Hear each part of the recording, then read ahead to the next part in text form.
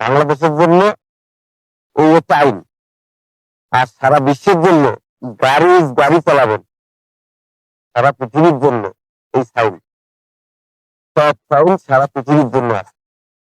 আপনারা মাথায় রাখতে, আপনারা ওই মোটর জগতে ছিলেন না, আপনারা এখন আসছেন কিসে? মোটর জগতে। এই জগতের কিছু নিয়ম শৃঙ্খলা আছে, এই শৃঙ্খলার ভিতর আপনাদের থাকতে হবে।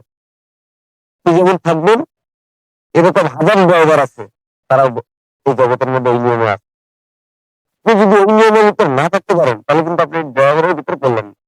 এর ভিতরে আসি যে একটা ড্রাইভারের ভিতরে, ড্রাইভার বলতে কি একটা চালকের কাছে, চালকের কাছে তার ভিতরে অবশ্যই দুইটা গুণ থাকা অতি জরুরি। এই দুইটা গুণ যদি তার ভিতর না থাকে, সে চালকের স্থানে বসতে পারবে না। কথা বুঝতে পারছেন? দশ সাহেব, এই যে সাহেব শব্দটা কোথায় পাচ্ছে বলেন তো? ড্রাইভার থেকে চলে আসছে। কিন্তু দশ সাহেবের অর্থাৎ না থাকলেও কিন্তু পড়াশোনার যোগ্যতা সে দশ সাহেবের পরে বসতে পারে। চালকের স্থানটা এমন একটা স্থান, অর্থাৎ থাকলে কিন্তু আপনি স্থানে বসতে পারবেন না, অর্থাৎ না থাকলে আপনি বসতে পারবেন না। এই চালকের স্থানটা কি সবচেয়ে গুরুত্বপূর্ণ, বেশি তার দায়িত্ব বেশি। তাহলে তার ভিতরে কোন গুণটা থাকা দরকার?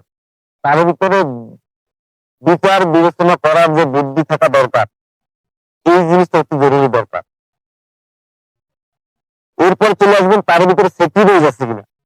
এই একটা চালকের ভিতরে যদি তার ভিতরে সেক্রিফাইস থাকে, তাহলে সে চালকের স্থানে বসতে পারবে। যদি তার মধ্যে সেক্রিফাইস না থাকে, তো আমি সার করা শিখিনি,